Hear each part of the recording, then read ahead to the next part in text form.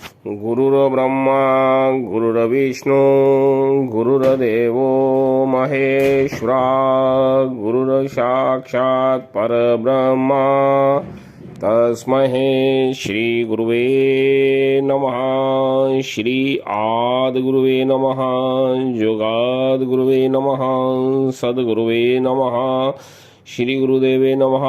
ओम श्री गुरुवे नमः। Good afternoon friends. आज हम आपके साथ एक शॉर्ट स्टोरी शेयर करने जा रहे हैं। इसका नाम है मेला। ये स्टोरी नंबर 90 है। ये एक काल्पनिक कहानी है। इसका किसी व्यक्ति विशेष के साथ कोई संबंध नहीं है। हमें कहानी शुरू करने की आज्ञा दीजिए। एक बार आश्रम में सुसिद्धार्थ गुरुजी के पास आता है और हाथ जोड़ के उनको प्रणाम करता है। गुरुजी को बोलता है सुसिद्धार्थ कि गुरुजी, मेरे को एक बात नहीं समझ आती। कुछ लोग अपनी आदतों से बहुत मजबूर होते हैं। कहते गुरुजी कहते आते हैं, हाँ कहते गुरुजी गंदी आदतों से मजबूर होते हैं। उन्हें मालूम भी होता है कि चीज़ें उनके हक में नहीं है, लेकिन वो अपनी आदतों के कारण जो है बार बार जो है वही दूषित कर्म जो है वो करते हैं। ऐसा क्यों है? दूसरा ये है कि परमपिता परमेश्वर जो है वो सबके पिता हैं, फिर भी कुछ लोग दुखी रहते हैं, कुछ लोग सुखी रहते हैं। इसका कारण क्या है? मैं कभी इसे समझ नहीं सका। गुरुजी जो है सुसिद्धार्थ की आंखों में आंखें डालते हैं। वो एक जिज्ञासु और सच्चा शिष्य है। गुरुजी बोलते हैं, इसका भी तो मैं एक आंसर दूंगा। हम सूक्ष्म रूप में कहीं जाएंगे।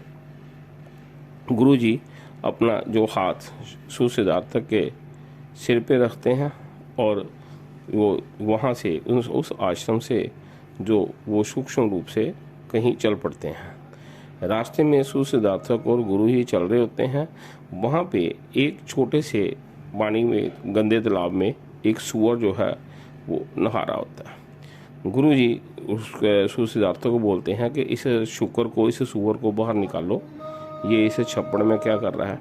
तो गुरुजी जो है सुसिद्धार्थ गुरुजी की आज्ञा वो मानता हुआ उस सूअर को बड़ी मुश्किल से बाहर निकालता है। हमें मालूम है कि सूअर का गंदगी के साथ बहुत प्रेम है, और जब किसी के साथ कोई प्रेम हो, जब उससे अलग कोई बात करे, उससे अलग होने को बोले, तो वो बहुत विरोध करता है।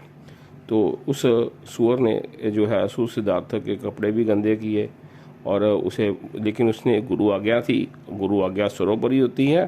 तो उस सूअर को उसने बाहर निकाला, वहाँ पे नहलाया, उसको सुंदर जो है भोजन जो है उसके सामने रखा।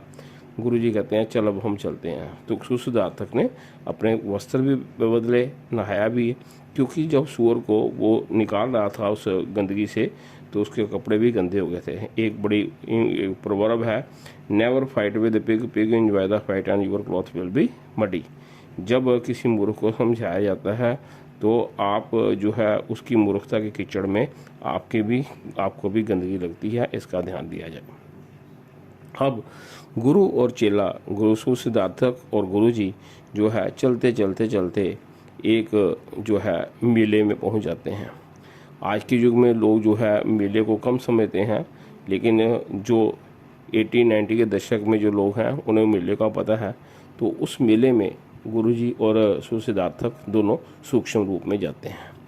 वहाँ पे जो है सुसिद्धार्थ देखते हैं कि गुरुजी, मैं देख रहा हूँ यहाँ पे कुछ लोग नंगे पाँव आ रहे हैं। कुछ लोगों ने जूता पहना हुआ है, कुछ लोगों ने नए जूते पहने हुए हैं, कुछ पैदल आ रहे हैं, कुछ साइकिल पे आ रहे हैं, कुछ और अच्छे वाहन पे आ रहे हैं, कोई घोड़े पे आ रहा है।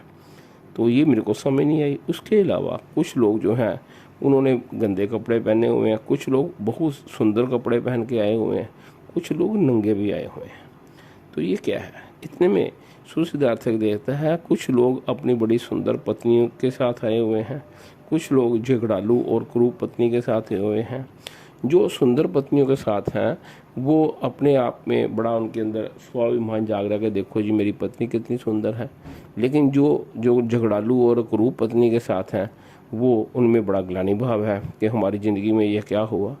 फिर गुरुजी आगे देखते हैं कि कुछ लोग, बच्चे जो हैं वो खिलौने खरीद रहे हैं, कुछ लोग खिलौने नहीं खरीद पा रहे, उन्हें देख रहे हैं, कुछ ना खरीद पाने के कारण तरस रहे हैं, कुछ लोग खिलौने पाके सुखी हो रहे हैं, कुछ खिलौनों की लालसा है लेकिन खिलौने नहीं मिल रहे, इसलिए वो दुखी हो रहे हैं। ये देखते हैं आगे जो है सुसिद्धार्थक देखते हैं कि कुछ लोग जो हैं भर पेट के खाना खा रहे हैं, इतना पेट भर के खाना खा रहे हैं कि उनका पेट खराब हो रहा है। कुछ लोग जो हैं वो खाना नहीं खरीद पा रहे, वो उसका खाना प्राप्त करने की लालसा में बैठे हुए हैं, उनके मुंह में पानी आ रहा है। कुछ लोग भूखे हैं। तो ये इस ढंग से वो चल रहा है। कुछ लोग झूले ले रहे हैं, झूले ले लेके थक गए हैं। कुछ लोग झूले लेना चाहते हैं लेकिन ले नहीं सकते क्योंकि उनके पास पैसे नहीं हैं। और ये ऐसे ही है।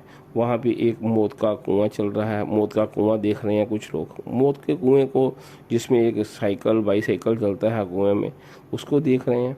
कुछ लोग आनंदित हो रहे हैं, कुछ लोग इसको देख के डर रहे हैं। कुछ वहाँ पे भी टिकट नहीं ले रही और अपने मन में ही जो है कल्पना कर रहे हैं कि मौत के कुएं में बाइक कैसे चलता होगा। तो ये चीज़ें जो है सुसिद्धार्थक जो है वो नोट कर रहा है। वहाँ पे कुछ बच्चे हैं, कुछ लोग हैं जो क्या कर रहे हैं, अपने पेट पे गांठ लगा रहे हैं। वो खिलौने नहीं लेते, वो वहाँ पे कुछ खाते पीते नहीं हैं, वहाँ पे कुछ खेल तमाशा नहीं करते और अपने पैसे जो है वो सेव कर रहे हैं। कुछ लोग जो है खुले पैसे खर्च कर रहे हैं। कुछ लोग, अभी मेला शुरू ही हुआ है, उन्होंने अपने सारे पैसे खर्च कर दिए और जब उनके पैसे खर्च ख़त्म हो गए हैं तो उन्हें क्या करना पड़ता है, मेला छोड़ के जाना पड़ रहा है। वहाँ पे कई तरह के खेल तमाशे हो रहे हैं और लोग वहाँ पे खेल तमाशे देख रहे हैं, खेल तमाशों में पार्टिसिपेट कर रहे हैं। उसमें जो विजेता होते हैं उन्हें बड़े आनंदित हो जाते हैं और जो बेचारे हार जाते हैं वो दुखी हो रहे हैं। और कोई वहाँ पे मदारी का खेल चल रहा है, कोई बंदर नाच के दिखा रहा है, कुछ उसके डांस को उसका आनंद ले रहे हैं, कुछ को लग रहा है कि ये बंदर जो है उनकी नकल कर रहा है।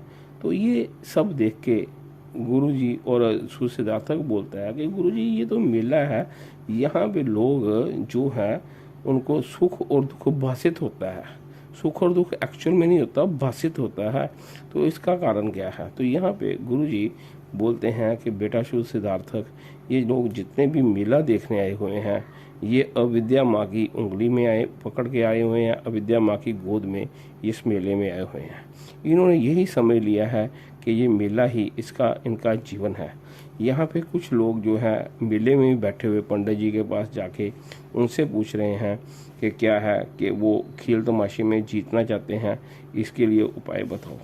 और ये यहाँ के जो सुख दुख की कैलकुलेशन कर रहे हैं। सामने देवी मंदिर है, तो देवी मंदिर में भी जाके वो माता के आगे प्रार्थना कर रहे हैं, मेले में जो खेल तमाशे हैं उनमें वो जीतें, उनके पास और पैसा आए ताकि वो मेले में खुला खर्च कर सकें। तो ये चीज़ें देख के देवी माँ भी तो हंस रही है ना। तो यहाँ पे सुसिद्धार्थक को गुरुजी बोलते हैं कि ये जो मेला है इसमें अविद्या माँ के गोद में बैठ के ये सभी कुछ भूल चुके हैं, मेले को ही अपना जीवन समझ के बस इसी के सुख और दुख को मान लेते हैं। अपना सुख और दुख यही इनके दुखों का मूल कारण है।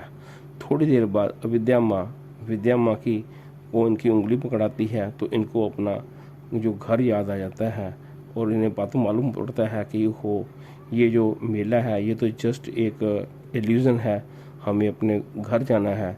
जब इन्हें विद्या माँ इनको ज्ञान देती है तो जो मेले में का सुख और दुख है वो इन्हें क्षणिक लगता है और ये खुशी खुशी अपने जो है वो घर जाने लगते हैं। और फिर इन्हें मालूम होता है कि जो अपने आप को बड़ा यहाँ पे खुश समझते हैं वो इतने खुशकिस्मत नहीं, जो दुखी समझते हैं वो भी इतने दुखी नहीं। ये सब उसकी रचनाकार की लीला है और ये मेला जो है ये यहाँ पे ख़त्म हो जाता है। कुछ लोग हंसते खसते हुए घर चलते हैं, कुछ जल्दी आ जाते हैं। गुरुजी और सुसिद्धार्थक जो है वो भी कहते हैं चलो हम भी चलते हैं। अब चलते चलते रास्ते में वहीं आते हैं जहाँ पे वो सूअर था, जहाँ पे उस सूअर को छप्पड़ से जो है सुसिद्धार्थक ने निकाला था और उसको साफ कपड़े जो है साफ भोजन खिला दिया था, उसको जो इसने नहलाया था। तो वहाँ पे सुसिद्धार्थक की तरफ गुरुजी देखते हैं, कहते वो तेरा खाना तो वहाँ पे पड़ा हुआ है साइड पे और जो सूअर है वो फिर दोबारा गंदगी में जो है आनंद ले रहा है। यहाँ पे सुसिद्धार्थक को गुरुजी बोलते हैं जो बैड हैबिट्स होती हैं किसी बंदे की वो कभी नहीं छोड़ता। वो बैड हैबिट्स वाला बंदा और सुअर में कोई फ़र्क नहीं होता। इनको समझाने का, इनको कुछ बताने का कोई फ़ायदा नहीं होता। तो ये तुम्हें एक प्रश्न का जवाब मिल गया। दूसरा जो प्रश्न तुम्हारा था कि लोग जो हैं वो सुखी दुखी के होते हैं, कोई सुख और दुख नहीं है। सुख और दुख सिर्फ एक स्टेट ऑफ माइंड है, ये सिर्फ इल्यूजन्स हैं। जैसे मेले में व्यस्त हो जाता है व्यक्ति, जब अपने स्वयं के स्वरूप को और परमात्मा को भूल जाता है और एक अपने आप में कर्ता भाव रखता हुआ चलता है, तो ही उसे सारे जीवन के सुख दुख होते हैं। तो गुरु जी बोलते हैं कि बेटा सुध सदार्थक, ये एक गांव का मेला नहीं है, ये संसार भी एक बहुत बड़ा मेला है। और इसमें हर एक बंदा जो है अपना अपना ढंग से अपना अपना प्रदर्शन करने के लिए आया हुआ है और अपनी जो छोटी छोटी मनोलालसाएं होती हैं, मनोकामनाएं पूरी करता हुआ वो खुश होता है। जब उसकी मनोकामनाएं पूरी नहीं होती तो वो दुखी होता है। लेकिन उसकी ये जो है भागा दौड़ी का अंत कब होता है? जो वो प्रभु के श्री चरणों में अपना ध्यान लगाता है और जब वो अविद्या माँ से विद्या माँ की तरफ आता है। जय जयकार है। सुसिद्धार्थक गुरु जी को प्रणाम करते हैं। होपिंग ये मेला किसी एक भाई बहन को काम आएगा। अदरवाइज अपने अपने मेलों में खुश रहें, एंजॉय करते रहें, उसके सुख दुख में सुखी रहें, दुख